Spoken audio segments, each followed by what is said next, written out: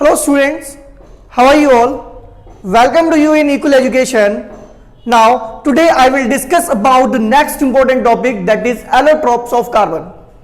Fine, तो बात कर लेते हैं allotropes of carbon को लेकर। उससे पहले अगर आप लोगों ने हमारा चैनल अभी तक सब्सक्राइब नहीं किया है, then first of all you need to subscribe our channel so that you can get the regular updates. Now बात कर लेते हैं allotropes. देखो students,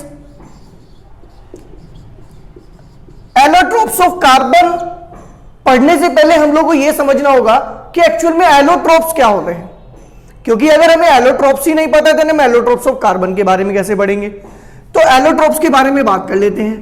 allotropes are what? Allotropes are the different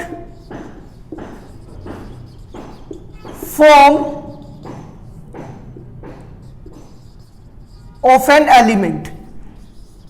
मतलब अगर हमारे पास कोई भी एलिमेंट है और उसकी हमारे पास दो या दो से ज्यादा फॉर्म्स हैं, डिफरेंट फॉर्म्स हैं, तो उसको हम लोग बोलते हैं एलोट्रोप्स। लेकिन यहां पर एक कंडीशन भी होती है, दीज आर द वो element which have what,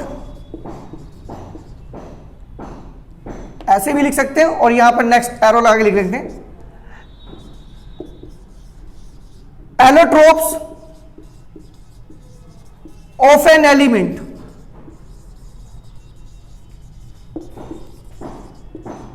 have same chemical property।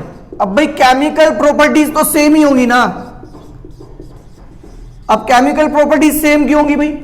भाई जितने भी हमारे पास फॉर्म्स हैं, है तो एक ही एलिमेंट की ना, तो केमिकल प्रॉपर्टी भी सेम होंगी। क्लियर बात है? केमिकल प्रॉपर्टीज क्या होंगी? सेम होंगी। दूसरी बात क्या पता है मुझे कि जो एलोट्रोप्स होते हैं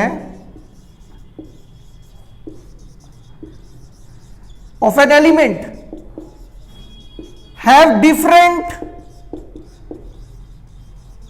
physical arrangement, have different physical arrangement,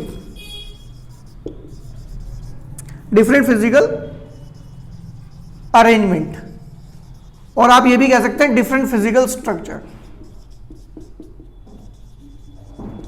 different physical structures भी होते हैं। तो एलोट्रोप्स के बारे में पता चल गया हम लोगों को। Allotropes are what? These are the different form of an element which have same chemical properties but different physical arrangement, और we can say physical structure. अभी हम बात करते हैं एलोट्रोप्स ऑफ कार्बन की। Allotropes of carbon. अब भाई देखो, कार्बन के एलोट्रोप भी क्या होंगे? ये भी कार्बन की डिफरेंट फॉर्म्स होती होंगी। क्लियर बात है ना? कार्बन की डिफरेंट फॉर्म्स ही क्या होंगी? एलोट्रोपिक फॉर्म ऑफ कार्बन होंगी। अभी देखो हम लोग के सिलेबस में जो है कौन कौन सी हम लोग के पास एलोट्रोपिक फॉर्म है। हम लोग सबसे पहले पढ़ेंगे एलोट्रोपिक फॉर्म डायमंड के बारे में। सेकंड वन एलोट्रोपिक फॉर्म हम लोगों के पास है graphite.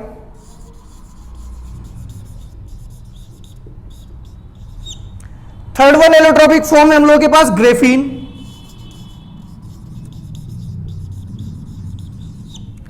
And the last one is what? Last one is fullerene.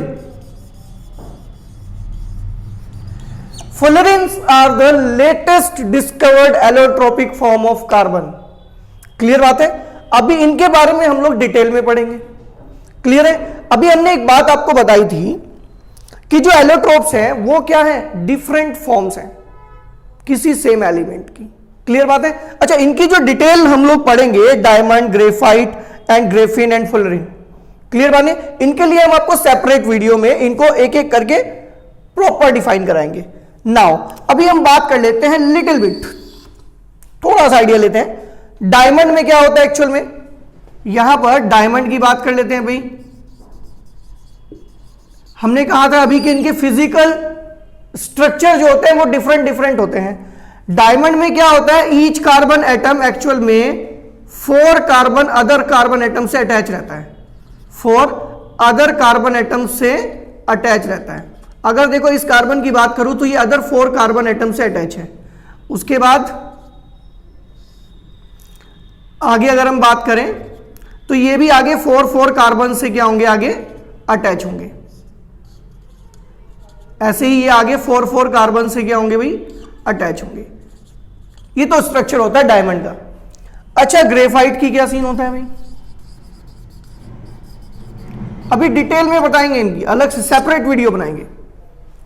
Clear बात है। नाउ अगर मैं ग्रेफाइट की बात करूं तो ग्रेफाइट में क्या होता है, कुछ हेक्सागोनल रिंग्स होती है कार्बन की, हेक्सागोनल रिंग होती है।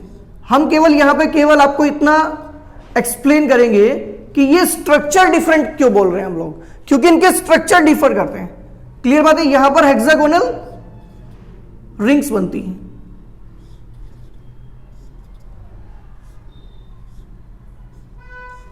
अब ये जो हेक्सागोनल रिंग्स होती हैं, ये हेक्सागोनल रिंग्स ऐसे ही एक डाउन में बनती है हेक्सागोनल रिंग,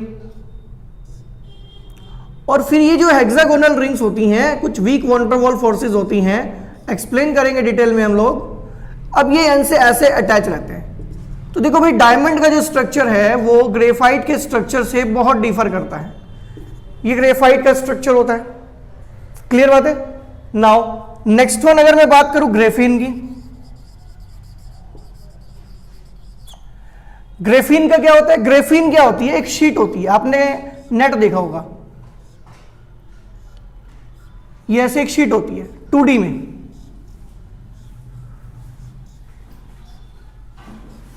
ये हम लोग के पास एक 2D में ऐसे एक शीट होती है भाई, जैसे नेट होता है।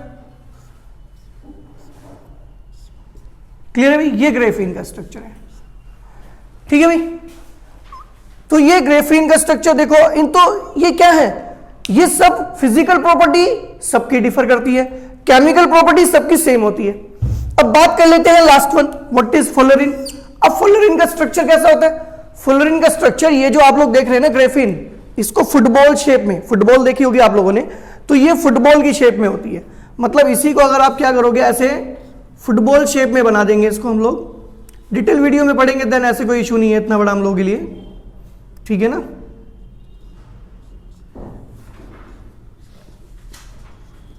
तो ऐसे एक फुटबॉल शेप स्ट्रक्चर बन जाएगा यहां पर। क्लियर बात है। तो आप लोग देखो, ये हमारा फुलरिन का स्ट्रक्चर रहेगा। ठीक है भाई, फुलरिन का स्ट्रक्चर भी हम लोग यहां पर दिखा देंगे आपको। ठीक है ना, ऐसा होता है फुलरिन का स्ट्रक्चर। क्लियर बात है। नाउ स्टूडेंट, इस वीडियो में हम लोग इतना ही बात करेंगे। नेक्स्ट वन वीडियो में हम लोग डायमंड के बारे में डिटेल में पढ़ते हैं। क्लियर बात है। नाउ